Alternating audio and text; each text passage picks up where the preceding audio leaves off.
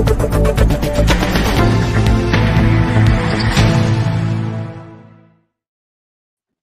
वालेकुम ख़ातिन हज़रात, मैं हूँ इसरार अहमद कसाना। सबसे इम्पोर्टेंट स्टोरी इस वक्त तो जो है वो ये है कि अक़वाम मुत्तहिदा ने अरशद शरीफ की जो कत्ल हुआ था, उस केस में उन्होंने कहा जी कि जो अभी तक की जो इतलात हैं वो सेटिस्फाइड नहीं है और उसके ऊपर उन्होंने इंक्वायरी का भी मुतालबा किया है। रिपोर्टर्स विदाउट बॉर्डर्स जो हैं, RSF जो है, उसने भी ये कहा है कि इसमें चीज़ें जो हैं वो गलत हुई हैं और उसमें सिक्योरिटी के इदारे जो हैं वो इसमें शामिल हो लगता है कि वो भी शामिल हैं। अब ये जो सूरत हाल है इसमें ज़ाहिर है ये इंटरनेशनल ऑर्गेनाइजेशंस है और बहुत बड़ी ऑर्गेनाइजेशंस है। इसका क्या इम्पैक्ट पड़ेगा इसका भी ज़रा तज्ज़िया करेंगे। साथ-साथ जो डोमेस्टिक लेवल पे जो हमारे इस वक़्त इश्यूज़ चल रहे हैं, चौधरी शुजात की मुलाकात हुई है नवाज़ शरीफ के साथ, उसको ज़रा थोड़ा-सा तज्ज़िया करने की कोशिश करेंगे। फिर ये है कि जो हमारे इस्लामाबाद हाई कोर्ट के अंदर क्या हो रहा है, वहाँ पे मुख्तलिफ पिटीशंस जो हैं वो दायर कर दी गई हैं और आज उनकी हियरिंग भी है। ये क्या हो रहा है इसका भी ज़रा तज्ज़िया करेंगे। फिर बैरिस्टर गौहर के बारे में भी लोग कह रहे हैं कि जी उनको वो पीपल्स पार्टी में थे और ये था, वो था और वो पीटीआई के बंदे हैं ही नहीं, तो उनको ऐसे ही चेयरमैन बना दिए। तो ये सारी चीज़ें जो हैं चल रही हैं, इसके साथ-साथ बाकी जो इंतखाबात के हवाले से और इमरान खान के जो ट्रायल चल रहा है, उस हवाले से भी बात करेंगे और इन तमाम उमूर पे गुफ्तगू करने के लिए हमें जॉइन कर रहे हैं लाहौर से सीनियर सहाफ़ी जनाब सुहैब मरगूब साहब। सुहैब भाई अस्सलाम वालेकुम जी। वालेकुम अस्सलाम, कैसे हैं आप? अल्लाह का शुक्र। सुहैब भाई, टू स्टार्ट विद यही हम करते हैं ज़रा ये बात जो अरशद शरीफ के जो कत्ल हुआ था, उसके ऊपर कोई पेशरफ़्त अभी तक हमारी तरफ से तो हुई नहीं है। तो अब ये जो इंटरनेशनल ऑर्गेनाइज़ेशंस हैं, वो मुतालबा कर रही हैं कि जनाब ये जो सूरत-ए-हाल है, इसमें हमें बताया जाए कि ये क्या हो रहा है और उसमें उन्होंने बाकायदा तौर पे अब ये देखिए मैं आपको पढ़ के सुना देता हूँ, ये जो ट्वीट है RSF का, जो कि रिपोर्टर्स विदाउट बॉर्डर्स है, रिपोर्टर्स सैन फ्रंटियर्स जिसको कहते हैं। ओपेक इन्वेस्टिगेशंस यानी गैर शफ़ाफ़ इन्वेस्टिगेशन हुई है, लैक ऑफ कोऑपरेशन कोई ताउन नहीं किया जा रहा एंड ट्रांसपेरेंसी ट्रांसपेरेंसी भी नहीं है, कीनिया और दोनों पाकिस्तान की तरफ से। अर्ज्ड बाय यूएन ने कहा है और कहा है कि to clarify the circumstances and identify those behind Arshad's murder, कि वो क्लैरिफाई करें सर्कमस्टेंसेस को और जो लोग उसके पीछे मुलव्वस हैं उसके उनको अनअर्थ किया जाए और बताया जाए क्या है। अच्छा, इसी के साथ RSF जो है वो कह रही है कि जी हम भी मुतालबा करते हैं for an independent international investigation. Independent international investigation, एक तो आज़ादाना हो और वो भी इंटरनेशनल हो। तो इसके ऊपर उन्होंने बात की है। ये भी मैं थोड़ा-सा इसका बल्कि आपको दिखा भी देता हूँ कि उन्होंने इसमें मुतालबा क्या किया है। वो बेसिकली ये कह रहे हैं कि unresolved murder of Arshad Sharif, UN urges Pakistan and Kenya take appropriate actions. ये पूरी स्टोरी उन्होंने बनाई है, इसकी तफसील में नहीं जाता, लोग खुद पढ़ सकते हैं। आपका क्या इस हवाले से कहना है जी कि ये जो कत्ल हुआ था, उसके ऊपर हमने कोई पेशरफ्त एज़ सच नहीं की अभी तक, ये कहना है अक़वाम मुत्तहिदा का जी? जी हाँ, बिल्कुल, हमारे पास असल में ना काफ़ी सारे गोंगलू हैं। हम जब भी कोई इश्यू डेवलप होता है तो उसमें से मट्टी झाड़ के कहते हैं जी मसला हल हो गया। अभी हुँ, देखिए जब प्राइम मिनिस्टर गए थे अपना चाइना तो वो उसमें मुस्लिम मीटिंग में तो वहाँ पे भी उनसे ये सवाल हुए थे कि आपने अरशद शरीफ केस में क्या किया है? तो ये कह रहे हुँ, थे कि हमने कीनियन प्रेज़िडेंट से भी इस बारे में बातचीत की कि आपने इस बारे में आप अपना ओपिनियन लें और इन्वेस्टिगेशन को शफ़ाफ़ करें, हमने ऑन बोर्ड लें। अभी जो मैं देख रहा हूँ वो ये कि ये रिपोर्टर्स विदाउट बॉर्डर और ये यूनाइटेड नेशन की पहली मर्तबा ये स्टेटमेंट सामने नहीं आई है। रिपोर्टर विदाउट बॉर्डर मर्डर के फौरन बाद भी इसी तरह की बात कर चुका हुआ है। और हुँ, हुँ, यूनाइटेड नेशन की कई जो हाईकमान है, इवन जो इनकी इंटरनेशनल एजेंसी है एमनेस्टी इंटरनेशनल, वो भी कई दफा ये कह चुकी हुई है कि ये जो अनरिजॉल्व केसेस हैं इनको रिजॉल्व किया जाए। अभी एक्चुअली जो उन्होंने ताज़ा तरीन केस में जिसका आपने हवाला दिया, जो मुझे लग रहा है वो ये नहीं है कि इसमें इन्वेस्टिगेशन को पाकिस्तान की गवर्नमेंट या अपना कीनियन गवर्नमेंट शिफाफ बनाए, वो ये कि इंटरनेशनल एजेंसी इसकी इंक्वायरी करे। जो है ना कि इंटरनेशनल इंक्वायरी की जाए, तो मैं इससे ये अंडरस्टैंड कर रहा हूँ कि वो ये चाह रहे हैं कि अब इसकी इंक्वायरी जो है किसी एक इंडिपेंडेंट ऑर्गेनाइजेशन के सुपुर्द कर दिया है, जो ना हुँ, पाकिस्तान के दबाव में हो और ना कीनिया के दबाव में हो, क्योंकि इस दबाव से निकले बगैर ये हो नहीं सकता। क्योंकि इसमें जो इश्यू डेवलप हुआ वो सबसे बड़ा ये था कि कीनियन गवर्नमेंट भी इसमें मुलविस थी, मतलब गवर्नमेंट के जो लोग थे वो मुलविस थे और वो उस पे बहुत से पर्दे डाल रहे थे। और इसी में जो है ना वो बहुत सी चीज़ें जो है ना वो हमारी तरफ से भी मुलविस थी, जो कहा जा रहा है कि हम इंक्वायरी में ताउन नहीं करें। बिल्कुल हुँ, हमारी तरफ से ना राना सनाउल्लाह इस केस को देखते रहे, उनकी क्या दिलचस्पी होगी? और जो लोग एक तवील अरसे तक इस केस को पाकिस्तान की तरफ से देखते रहे, उनकी क्या दिलचस्पी होगी इस केस के सॉल्यूशन में कि ये किसी नतीजे पे पहुँचे? तो इस चीज का इंटरनेशनल तंजीमों को पता है, और उनको ये भी पता है कि जब तक इस केस में हम कोई एक बड़ा स्पेसिफाइड किस्म का दबाव नहीं डालेंगे, उस वक्त तक ये मसले हल नहीं होंगे। तो अब इंटरनेशनल प्रेशर जो है वो मेरे अंदाजे के मुताबिक ये है कि इसकी जो एक इंक्वायरी है, वो जैसे इवन आसिफ अली जरदारी साहब ने खुद बुलाया था अपना स्कॉटलैंड यार्ड को, जिन्होंने बेनजीर भुट्टो की थी। यूनाइटेड नेशन को इस बारे में इन्वेस्टिगेशन की दावत दी जाती रही है बेनजीर के मर्डर केस में।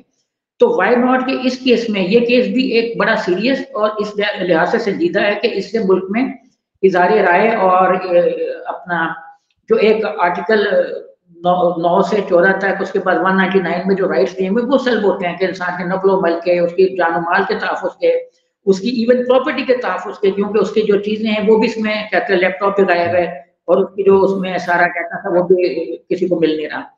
तो इसमें प्रॉपर्टी राइट्स भी वायलेट हुए, इसमें जान तो गई है काफ़ी सारी। उसके बाद भी उसके जब वीडियो बन रही थी, जो वो अपने डॉक्यूमेंट्री फिल्म बना रहे थे, जिसके कुछ पोर्शन जो वो निकले हैं, कुछ नहीं भी निकले हैं, क्योंकि ज़ाहिर है बहुत सी चीज़ें उसके लैपटॉप में थी। तो ये काफ़ी सीरियस है, जो पाकिस्तान की नेशनल सिक्योरिटी और इंटेग्रिटी से जुड़ा हुआ है। तो मेरे ख्याल में हमें ये चूंकि शोएब भाई, ये चूंकि इंटरनेशनल लेवल पे ये बात चली गई है, और अब बाकायदा जिस तरह आपने कहा कि पहले भी ये बात हुई थी, अब ये आरएसएफ ने दोबारा ये कहा है और यूएन को साथ कोट करते हुए कहा है कि यूएन के जो 2 स्पेशल रैपोर्टर्स हैं, उनकी रिपोर्ट के बाद जो उन्होंने पाकिस्तान और केनियन गवर्नमेंट्स को खत लिखे थे, उसके बाद उन्होंने कहा कि हमारा भी ये मुतालबा है। तो ये तो बड़ी क्रेडिबल एजेंसीज हैं, बड़ी क्रेडिबल ऑर्गेनाइजेशंस हैं। तो अगर इस तरह हमने इनके साथ कोऑपरेट ना किया, या डिली डैलिंग की, या किसी इस तरह विश वॉशिंग वगैरह की, तो उसके साथ फिर पाकिस्तान की जो इंटरनेशनल स्टैंडिंग है उसके ऊपर भी असरात पड़ सकते हैं।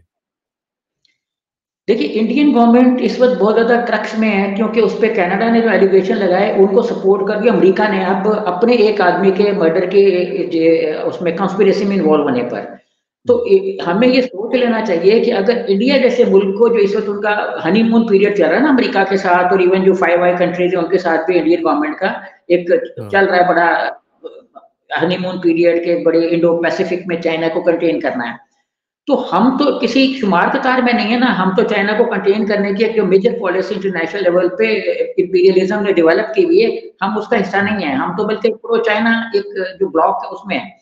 तो हमें ज्यादा इसमें मोहतात होने की जरूरत है, क्योंकि बात औकात लिंक्स हो जाती हैं, इवन ग्रांट, एड, ट्रेड जैसे जीएसपी प्लस है, वो सारी की सारी लिंक है ह्यूमन राइट्स की वॉल्यूशन से। और अगर ह्यूमन राइट्स की वॉल्यूशन का मतलब ये कोई छोटा सा ये नहीं है कि मुल्क में जो इंसानी हकूक है वो उसमें जानो माल के तहफ़्फ़ुज़ की जिम्मेदारी शामिल है, उसमें लॉ एनफोर्समेंट शामिल है। तो अगर मतलब लॉ एनफोर्समेंट पूरे तौर पे नहीं होगी, तो कल को जीएसपी प्लस इफेक्ट होगा, क्योंकि उसमें ये चीजें शामिल है। अच्छा, इसी तरह जो ट्रेड है वो भी शामिल है। अभी इंडिया को तो रिलीफ इसलिए मिल रहा है कि वो हनीमून पीरियड में है। हमारा हनीमून पीरियड हो गया जब चाइना के साथ उनके ताल्लुकात खराब हो गए। हमारा भुट्टो दौर में था एक पीरियड जब हमने हेनरी किसिंजर साहब के ताल्लुकात बनवाए ट्वेन लाइन के साथ और उनके साथ। तो अब हमें बहुत मुहतात होने की जरूरत है, वरना हमें खुदा न खास्ता इसका इंटरनेशनल लेवल पे बहुत लॉस हो सकता है। लॉस हो सकता है, ठीक है। अच्छा जी, जरा आप आ जाएं डोमेस्टिक इशू के ऊपर, और ख़ास तौर पे आपने देखा कि आपके शहर में लाहौर में मुलाकात हुई है नवाज शरीफ की और चौधरी शुजात साहब की, और उसमें बड़ी बातें हुई हैं, और कुछ सीट एडजस्टमेंट्स की भी मेरे ख्याल है कि कुछ कंफर्मेशन हो गई है। 5 सीटें उन्होंने मांगी हैं, 2 इस कौमी असम्बली की और 3 शायद सूबाई असम्बली की। तो क्या अब जो काफ लीग है वो 5 सीटों के ऊपर इसकी औकात ये आ गई हुई है कि अब वो 5 सीटें लेके अब मर्ज कर लेगी? ये एक किस्म का मर्जर ही हो जाएगा ना फिर, तो उनके साथ मिलके खेलेंगे। आज तक ये उनके खिलाफ बातें करते थे, और आज देखेंगे इकट्ठे बैठ के इकट्ठी अब सियासत करने की कोशिश कर रहे हैं। देखिए, जिनसे ये वोट की इज्जत मांगते रहे, देखिए परवेज लाई और शुजात ग्रुप हुकूमत में था जब नवाज शरीफ साहब वोट की इज्जत मांग रहे थे मुशर्रफ से। ये सारी फैमिली पूरी की पूरी, ये नहीं कि सिर्फ परवेज लाई, मतलब पूरी की पूरी जिसमें शुजात और इनके सारे लोग शामिल थे, ये हुकूमत में थे। तो अब इनसे ये वोट की इज्जत मांगते रहे, अब ये इनके साथ जाके पैरों में दोनों ही बैठ गए। जरदारी साहब पहले गए जब इन्होंने नो कॉन्फिडेंस लाना था इमरान खान के खिलाफ, जिसके नाम पे पाबंदी है, वो चेयरमैन पीटीआई है आजकल। तो उसी तरीके से ये भी जाके उनके कदमों में बैठ गए, घर चले गए। देखिए, ये तो एक वक्त था जब ये कहते थे हम उनसे मुलाकात नहीं करेंगे, काफ लीग के अलावा हर एक चैलेंज हो सकता है। आपको याद होगा ये बार बार कहते रहे शरीफ साहब के काफ लीग के अलावा हर एक चैलेंज हो सकता है। अच्छा, काफ लीग के 4 एमएनए जीते हुए थे पिछली कौमी असेंबली में जो डिसॉल्व हो गई। अच्छा, अब उसमें से 2 दूसरी तरफ चले गए, तो अब 2 बेचारे रह गए। अब इन 2 के बाद उनकी औकात एक तारिक बशीर चीमा साहब के जो बड़े कंफर्म किस्म के उनके फैमिली मेंबर से भी ज़्यादा क्लोज़ हैं शुजात साहब के, और बल्कि हाँ, कहा जा रहा है कि जो के अंदर पैदा हुई, उसके पस मंज़र में भी मेन फिगर जो हैं वो तारिक बशीर चीमा साहब हैं। तो उनको तो हर सूरत में अगली असेंबली में होना ही होना है, ये तो आप देख लीजिएगा, इलेक्शन ना भी होंगे तब भी वो असेंबली में ही होंगे। अच्छा, अब दूसरे रह गए सरदार साहब या उनकी फैमिली के 2-3 लोग, तो ये उनको 2 वज़ारतें मिल जाएँगी, 4 एमएनए मिल जाएँगे और सूबे में थोड़ी-सी एडजस्टमेंट हो जाएगी। जैसे पब्लिक अकाउंट्स कमेटी है, ये तरह की चीज़ें जो इम्पोर्टेंट हैं, उनमें इनकी अकोमोडेशन पंजाब में लाज़मी हो जाएगी। तो ये अपना एक फ्यूचर का एस्टेब्लिशमेंट के साथ सेटअप है, वो बना लेंगे। इस वक़्त भी गुजरात में अगर आप देखें, तो बड़ी कंप्लेंट्स गई हुई इलेक्शन कमीशन को कि सारा कुछ जो है वो चौधरी फैमिली, मतलब ये वाली चौधरी फैमिली के साथ मिलके हो रहा है। तो ये अभी तो इंडिया के इलेक्शन जैसे मुतनाज़ा हो गए हैं कि 15,000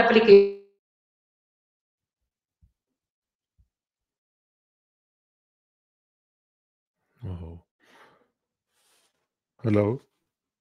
एप्लीकेशंस सुबह आपको थी, इसको भी वो चीज़ों को देखेंगे। जी, आपकी आवाज़ में गड़बड़ आ रही है। नहीं, वो आवाज़ में गड़बड़ नहीं आ रही, बीच में फ़ोन घुस जाते हैं तो उससे थोड़ा-सा इश्यू पैदा हो जाता है। अच्छा। जी, सॉरी माज़रत के साथ। कोई बात नहीं।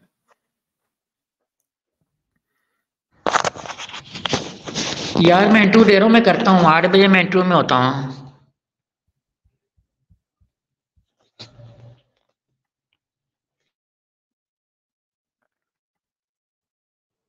जी। जी, जी। ठीक है अच्छा, सारा सिस्टम? ठीक है जी। दोबारा से जी, जी। शुरू कर लेते हैं। जो जो आप कह रहे थे, उधर से अब शुरू करते हैं अब। लगता है फिर गड़बड़ हो गई है। चलें, ये शोएब भाई का थोड़ा-सा मसला मेरा ख़्याल है बनाया हुआ, उसमें बीच में कॉल्स भी तो आनी शुरू हो जाती है ना आप लोगों की। अब मैं मेरा ख़्याल है दोबारा आ रही हैं शोएब भाई। जी, शोएब भाई, आर यू बैक? जी, जी। आवाज़ आ रही है आवाज़ जी? थोड़ी-सी खराब हो गई आपकी। अब ठीक है। जी, जी। अच्छा, अब आ रही है आपको आवाज़? 1 सेकंड ठहरें। अच्छा, जी, तो जी, क्लियर है। तो आप क्या कह रहे थे इस हवाले से? मैं ये अर्ज़ कर रहा था कि ये जो अपना इलेक्शन कमीशन मध्य प्रदेश में इलेक्शन कराए जिसने, तो उसपे भी कंप्लेंट्स थी, तो अभी ये इश्यू रिज़ॉल्व वहाँ पे चल रहा है कि जब कंप्लेंट्स पहले हल नहीं हुई, तो इलेक्शन का रिज़ल्ट कैसे अनाउंस हो गया। अब हाँ, पंजाब में भी बेतहाशा एप्लीकेशंस गई हैं कि हल्का-बंदियाँ गलत हैं, जैसे हमने पिछले भी एक प्रोग्राम में बात की थी, आपने भी कहा था कि 400 हाँ। किलोमीटर के फासले पे हो गया, या फिर गोलमंडी को मिक्स कर दिया जाए रावलपिंडी के किसी हल्के से। तो इस तरह की वो तो एप्लीकेशन गई गार्डियन ने कहा गुजरात था में। ना। हाँ, वहाँ पे इन्होंने जितवाना था किसी ख़ास हलके को, तो ये हुँ, इन्होंने हलकों को इस बुरे तरीके से डैमेज किया है कि अभी कंप्लेंट्स हैं। अगर इन कंप्लेंट्स को सॉल्व किए बगैर हम इलेक्शन में जाएँगे तो ये एक बड़ी तबाही होगी। हुँ।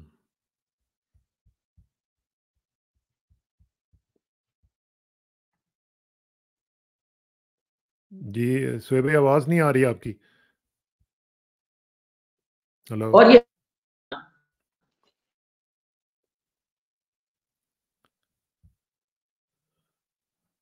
ये कुछ मसला बन रहा है शोएब भाई के साथ। हम देखते हैं, लेकिन सूरत हाल यही है कि जो हल्का बंदियों की बात कर रहे हैं, आपने देख लिया कि इस्लामाबाद हाई कोर्ट में कल किसी नामालूम शख्स ने एक पिटीशन डाली और साथ ही उसको एक्सेप्ट कर लिया गया और साथ ही उसको उसकी आज हियरिंग की अभी अनाउंस कर दिया गया। अब ये जो सूरत हाल है, इसके ऊपर क्वेश्चंस तो फिर उठेंगे ना। फिर इलेक्शंस के ऊपर, इलेक्शंस की शफाफियत के ऊपर और फिर सारा जो प्रोसीजर चल रहा है उसके ऊपर क्वेश्चंस उठेंगे। और जिस तरह मैंने अभी शुरू में आपको बताया था कि जो इंटरनेशनल इदारे हैं, ये हम लोग मत भूलें कि ये सब कुछ मॉनिटर हो रहा है और जो कुछ भी हो रहा है उसको बाहर से लोग बहुत माइन्यूटली देख रहे हैं। और ये खुदा ना खास्ता अगर ये इस तरह की चीज़ें जारी रहेंगी तो पाकिस्तान को इसकी प्राइस भी देनी पड़ सकती है। तो वो प्राइस बहुत हाई भी हो सकती है। जिस तरह अभी शोएब भाई कह रहे थे कि जीएसपी जो स्टेटस है, वो भी मुतासर हो सकता है। तो हियर कम्स शोएब भाई वंस अगेन। जी शोएब भाई। सॉरी, वो थोड़ी-सी बीच में कॉलें गुज़ गई तो काफ़ी आपको भी और नाज़रीन को भी परेशानी का सामना करना पड़ा, माफ़ी चाहता हूँ। चलें, कोई तो बात नहीं, टेक्नोलॉजी में ही होता है इस चलें। ये जो इश्यूज़ हल्का बंदियों के, ये बड़े खतरनाक होते हैं। ये किसी को जितवा भी सकते हैं, किसी को हरवा भी सकते हैं और वोट की जो इज़्ज़त है उसको बर्बाद भी कर सकते हैं। तो इस वक्त बड़े सेंसिटिविटी के शो करनी चाहिए, और इसको अगर हम ये नहीं महसूस करेंगे कि हम एक ज्ञानदाराना इलेक्शन करा लें, उसकी अहमियत क्या है, तो हम आप समझ लें कि 40-50 साल पीछे चले जाएंगे। और बाकी मैं कहना नहीं चाह रहा, आप समझ गए होंगे कि मतलब क्या है अगर हम पीछे जाएंगे तो हमें इस चीज का इवन जनरल के जमाने में हुआ था, तो सिंधु देश का नारा कितना पॉपुलर हुआ था जनरल के जमाने में, अर्ली 80s में और एंड 79 में, और सारा कुछ होना शुरू हो गया था जो तकरीबकारी। और पीपल्स पार्टी आज तो कहती है ना कि पीटीआई तकरीबकार है, कितनी तकरीबकार गुलाम जो कोई जबकि जिधर थे गवर्नमेंट में, तो कितनी तकरीबकारी उनके दौर में हुई थी। तो ये एक खुदा ना खास्ता ये चीजें शुरू हो सकती हैं अगर हम किसी से पॉलिटिकल राइट्स छीनेंगे। तो हम जानते हैं कि भगत सिंह किस चीज की पहचान है, वो टेररिस्ट, उस जमाने में उन्होंने एक्ट ऑफ टेररिज्म किया था, लेकिन वो इंडिपेंडेंस के हीरो बन गए थे। तो इसी तरीके से जो act of terrorism even east Pakistan में हुए थे सबका, वो भी बाद में फिर हीरोइज्म में कन्वर्ट हो गए जब वो खुद आ गए गवर्नमेंट में। तो इस चीज को हमें देखना चाहिए कि हम पूरी एक समझदारी के साथ आगे बढ़े कि इलेक्शन होने हैं जिसमें हमने कौम के फ्यूचर का फैसला करना है। उसमें अगर हम अपनी एक इस विल पे रहेंगे कि नहीं हम पावर में हैं और हमने ही सारा कुछ मैनेवर कर सकते हैं, हम ही सारा कुछ अनाउंस कर सकते हैं, तो ये हमारी बड़ी भूल है। तारीख ऐसी भूलों को माफ नहीं करती। अच्छा, अब ये मुझे बताएं कि काजी साहब ने तो हमें कहा था कि आपने शकूक व शुबहात का इजहार नहीं करना इलेक्शंस के बारे में, लेकिन इस्लामाबाद हाई कोर्ट में एक पिटीशन दायर की गई है एक नामालूम शख्स की तरफ से, उसको एक्सेप्ट भी कर लिया गया है और उसको आज लगा भी दिया गया है, उसकी हेयरिंग भी होगी।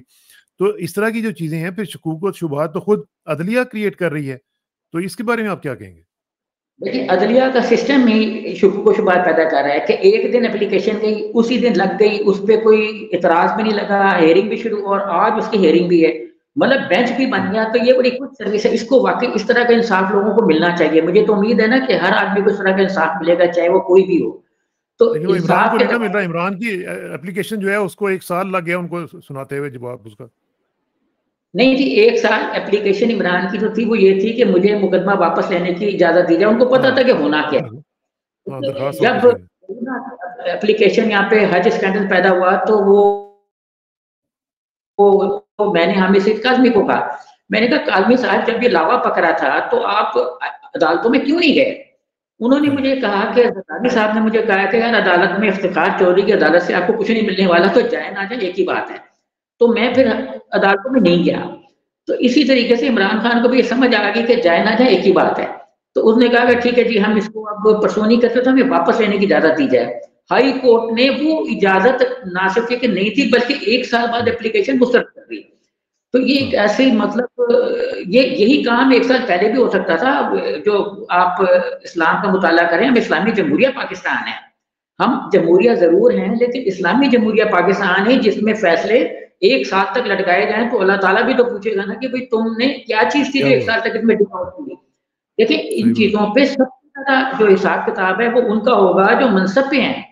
हम लोग तो मनसब पे नहीं है, हम तो एक रियाया में है ना। तो जो हम पे हाकिम है उनकी जब बातपुरस होगी तो वो उनको सोच लेना चाहिए कि ये अदालतों को सोच लेना चाहिए कि जब वो 1 साल बाद कोई चीज रिजल्ट कर रहे हैं तो अल्लाह ताला जब उनसे पूछेगा, फरिश्ता जब कब्र में आएगा तो उसको क्या कहेंगे कि 1 साल तक क्यों पड़ी रही। अब उसको तो वो नहीं कह सकते हमें कह रहे हैं। देखिए, नवाज शरीफ अगर हमें ये बता रहे हैं कि उन पे कुछ साबित नहीं हुआ, वो बेगुनाह है, तो जब फरिश्ता कब्र में आएगा उनसे पूछेगा भाई आप बेगुनाह थे, तो फिर वो उसको क्या कहेंगे। मतलब हमें ये भी इन लोगों को सोच लेना चाहिए कि जो चीजें ये कब्र में नहीं कह सकते वो चीजें ये दुनिया में क्यों कहते फिर रहे हैं, दुनिया में और क्यों वो काम ठीक बात। क्यों हो रहा है। जी। अच्छा, दूसरी तरफ ये देखें कि जो इलेक्शन कमीशन है उसने भी सरेंडर कर दिया है सुपरिटेंडेंट जेल के आगे और कह दिया जी कि ठीक है अब हम जाके ट्रायल वहीं पे जेल के अंदर ही करेंगे। अब ये क्या हो रहा है वैसे जी, हमारा जो इलेक्शन कमीशन है या इसी तरह के जो दूसरे इदारे हैं वो उन्होंने अपने आप को इतना बिलिटल कर दिया है कि कुछ समझ नहीं आती कि ये हो क्या रहा है। अच्छा, अगर आप इस रिट को जो इस्लामाबाद हाई कोर्ट में ज़ेर समाअत आज होगी उसको मिलाकर पढ़ें, जो चीफ इलेक्शन कमिश्नर ने सिक्योरिटी मांगी है 3.5 सवा 3 लाख उन्होंने आर्मी के पर्सोनल मांगे हुए हैं। वो तो लगता है कोई वॉर होनी है, देखिए इतने तो मार्च पे नहीं होते फौजी जो है। 3.5 लाख एक बड़ी फिगर है। पाकिस्तान की फौज ही शायद इतनी 6.5 लाख के करीब तो पाकिस्तान की टोटल फौज होगी। तो अगर उसमें से आती आर्मी ये मांग लेंगे तो खुदा ना खास्ता बॉर्डर सिचुएशन को कैसे कंट्रोल करेंगे। अफगानिस्तान का बॉर्डर है, ईरान का बॉर्डर है, इंडिया का बॉर्डर है। तो मतलब ये भी एक्चुअली वो चाह रहे हैं कि इलेक्शन ना हो। ये सारी जो चीजें निकल रही हैं, ये अगर हम इसको रिट के इस्लामाबाद के साथ मिला के देखें तो यकीनी तौर पर शायद कुछ तबके हैं वो ये चाह रहे हैं कि ये इलेक्शन ना हो या इलेक्शन पोस्टपोन हो जाए, और उसके लिए जो राजी नहीं है उनको राजी करना है, सिक्योरिटी नहीं है, फलां नहीं है। अब या तो फिर इलेक्शन कमीशन के लिए 3.5 लाख फौजी अलग से भर्ती कर लिए जाए 15 दिन के लिए। तो ये एक अजीब मजाक चल रहा है, एक ऐसा मजाक है जिसकी समझ में ना आने वाली।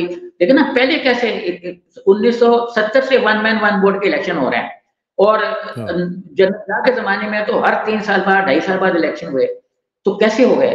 यानी अब सिचुएशन क्या केयरटेकर गवर्नमेंट इतनी बुरी कर गई है। हम ये सुन रहे हैं कि शायद लॉ एंड ऑर्डर बिल्कुल ठीक है, तो अगर इतनी बुरी हो गई है कि 3.5 लाख फौजी इनको चाहिए, जवान चाहिए इनको इलेक्शन कराने के लिए, तो बड़ी अफसोसनाक सूरत हाल है। तो मुझे इन 2 बयान से लगता है, इलेक्शन कमीशन के और इस्लामाबाद हाई कोर्ट में जो आज समाज शुरू होगी उससे, कि शायद इलेक्शन को आगे बढ़ाने के कोई प्लान्स हैं। अच्छा, लेकिन साथ ही साथ हम देख रहे हैं कि कुछ खबरें जो आई हैं, उनके मुताबिक कहा जा रहा है कि 15 या 16 दिसंबर को इलेक्शंस जो शेड्यूल है, वो जारी कर दिया जाएगा। 17 से कागज़ात नामज़दगी की जो वसूली है, वो शुरू कर दी जाएगी। और इसमें अब देखते हैं कि क्या होता है, लेकिन आपका जो हंच है, वो ये कह रहा है कि नहीं, ये हो सकता है कुछ गड़बड़ भी हो सकती है। देखिए, ये जो इलेक्शन कमीशन है ना, ये डेटें अनाउंस करने का एक्सपर्ट है। आप कराची के बल्दियाती इलेक्शन की डेटें देखें तो बार-बार अनाउंस हुई, बार-बार मुलतवी हो गई, बार-बार पोस्टपोन हो गई। ये जैसे किसी होता है ना कि शुरू-शुरू में जब कोई ताल्लुकात बनते हैं, गर्लफ्रेंड बॉयफ्रेंड के, तो जैसे ताल्लुकात में डेटें आती हैं, तो उस तरह की डेटें आती हैं कि वो वादे हुए और फिर वो वादा ही किया जो वफा हो गया। तो ये इलेक्शन कमीशन पे एतबार कोई नहीं है कि उसकी डेटें जो है वो कंफर्म डेटें होंगी या नहीं होंगी। अच्छा, ये जो हमारे केयर टेकर प्राइम मिनिस्टर साहब हैं, उन्होंने ये कहा जी कि इस वक्त एज वी स्पीक बानी चेयरमैन जो पीटीआई के हैं जनाब इमरान खान साहब, वो इलेक्शन लड़ सकते हैं और मुस्तकबिल का पता नहीं है। तो इससे क्या मुराद ली जाए कि वो लड़ भी सकते हैं और शायद वो इशारा भी दे रहे हैं कि नहीं भी लड़ सकते? असल में इलेक्शन कमीशन जो है वो उनकी अब ये सारा कुछ ना मिल मिला के चल रहा है, कोई सुन रहा है उनकी, कौन नहीं सुन रहा है। हम नहीं कह सकते कि इस वक्त केयरटेकर गवर्नमेंट का कितना इन्फ्लुएंस है इलेक्शन कमीशन के अंदर। अगर हम उसको देखें तो हुकूमत कह रही है कि हमने सबको लेवल फील्ड प्लेइंग फील्ड दी हुई है, तो ये लेवल प्लेइंग फील्ड तो कहीं नजर नहीं आ रही। एक आध पार्टी जलसा कर रही है, बिडिंग्स कर रही है, बैठकें चल रही हैं, दूसरी पार्टी जो वो जहाँ बैठती जाके वहीं गिरफ्तारियां शुरू हो जाती हैं। तो अब अगर मतलब इलेक्शन कमीशन या एडमिनिस्ट्रेशन के इसके कोई कानून के दायरे में है, तो मुझे नहीं समझ आती कि ऐसा है, क्योंकि ये सारा निजाम इस वक्त पता नहीं कैसे चल रहा है। ना ये केयरटेकर गवर्नमेंट के अंडर मुझे नजर आ रहा है, ना ये अपना इलेक्शन कमीशन के अंडर नजर आ रहा है, और अगर है दोनों के अंडर है तो फिर दोनों की जो विल है उसको समझना बड़ा मुश्किल है, क्योंकि अमालों के दारों मदार तो नियतों पर है कि पस मंजर में क्या चल रहा है। देखिए, हमें समझ नहीं आ रही कि एक तरफ तो गिरफ्तारियां हो रही हैं, दूसरी तरफ केयरटेकर प्राइम मिनिस्टर कह रहे हैं कि हमने सबको बराबर के जो है रास्ते दिए हैं, सारे सबके लिए ग्राउंड में खेलने के मौके बराबर के हैं, लेकिन वो है नहीं। इमरान खान के बारे में कंफ्यूजन पैदा किया जा रहा है कि कंफ्यूजन ये है कि जैसे पहले कहा गया कि जो टिकट देंगे वो अगर टिकट दे दिए तो आज बाद में डिस्क्वालीफाई हो सकते हैं, जैसे नवाज शरीफ के सेनेटर्स के जो इंडिपेंडेंट लोग हैं वो उनके टिकट खत्म हो गए। उसी तरीके से इनके टिकट भी आखिर में कैंसिल हो जाएंगे, वो सारे कैंडिडेट इंडिपेंडेंट हो जाएंगे, तो उनको बैरिस्टर गोहर को नॉमिनेट करना पड़ेगा। अब भी अगर हम देखें तो इनको ये अगर इमरान खान खड़े भी हो जाएंगे तो कल को अगर वो डिस्क्वालीफाई हो जाते हैं, वो अपनी तरफ से ये कहना चाह रहे हैं कि हमारी तरफ से इमरान खान को परमिशन है, बाकी अगर कोर्ट या कोई और इदारा होता है तो हम कुछ नहीं कर सकते। ये तो पहले भी वो कह चुके हैं कि ठीक है, परमिट करना है कोर्ट ने, हमारे लिए तो सब बराबर हैं। ये वो पहले भी एक प्रेस कॉन्फ्रेंस में कह चुके हैं, और ये उनका स्टेटमेंट एक तसल्जुल के साथ को नया नहीं है। ठीक है। अच्छा, ये बताएं कि बैरिस्टर गौहर का आपने जिक्र किया, उनके ऊपर बड़ा एक क्रिटिसिज्म आ रहा है कि जी वो पीपल्स पार्टी के हैं, जरदारी उनके लीडर हैं और वो आगे हैं पीटीआई में, और पीटीआई में उनको बड़ी जल्दी चेयरमैन बना दिया गया है। इसमें कहाँ तक हकीकत है जी? इसमें हकीकत तो यह ना कि जो मुस्लिम लीग नून के बानी समझे जाते हैं वो खुद तहरीक इस्तिकलाल में रहे। देखा ना, नवाज शरीफ साहब मुस्लिम लीग नून के बानी हैं, वो खुद तहरीक इस्तिकलाल में रहे। तो हम ये कहें कि जी ये कौन किस पार्टी में था, राना सनाउल्लाह खुद पीपल्स पार्टी में रहे हैं, और वो जो एलिगेशंस लगाते रहे नून पर, वो नून में कोई गैरत हो तो बहरहाल जो भी अब इसमें आगे तो चीज है ना, वो कायदे आजम से भी सवाल हुआ तो कि आप तो कभी कांग्रेस में को भी सपोर्ट करते रहे, हिंदू मुस्लिम इत्तेहाद के दायरे, तो अब आप कह रहे हैं कि हमें अलग रियासत चाहिए। तो उन्होंने कहा कि मैं पहले कभी प्राइमरी में भी पढ़ता था, कभी ज़ाहिर है बच्चा भी था, कभी नासमझी भी होती है, नासमझी से मतलब बचपन भी होता है, लड़का भी होता है।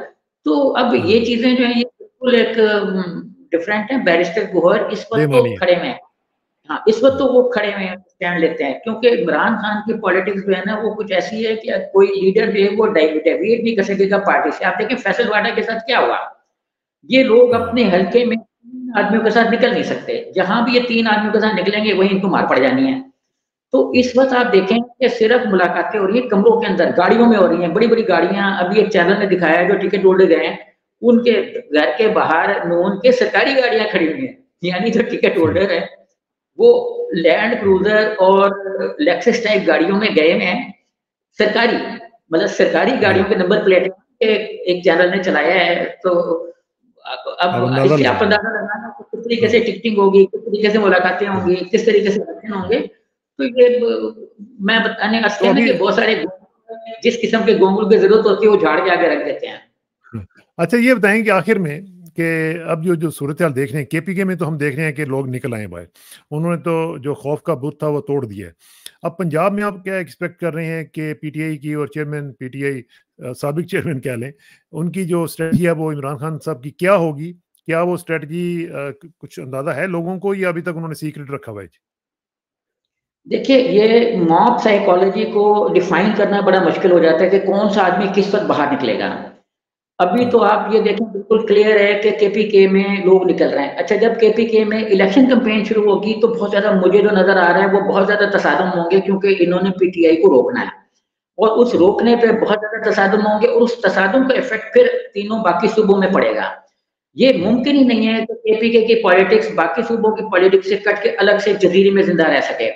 जैसे ही मतलब केपीके में कोई तशद्दुद होगा, कोई और चीज उभरेगी, तो उसका इफेक्ट सबसे पहले पंजाब में होगा, हम उनके साथ जुड़े हुए हैं पिंडी के, उसके बाद ये कराची में इसके असरात जाएंगे, क्योंकि पठान बहुत ज्यादा आबादी जो है वो सुराग बोट और इसके एडजेसेंट एरिया जो कराची में है, और उनकी 2-3 एमएलए वहाँ पे लाजमी होते हैं।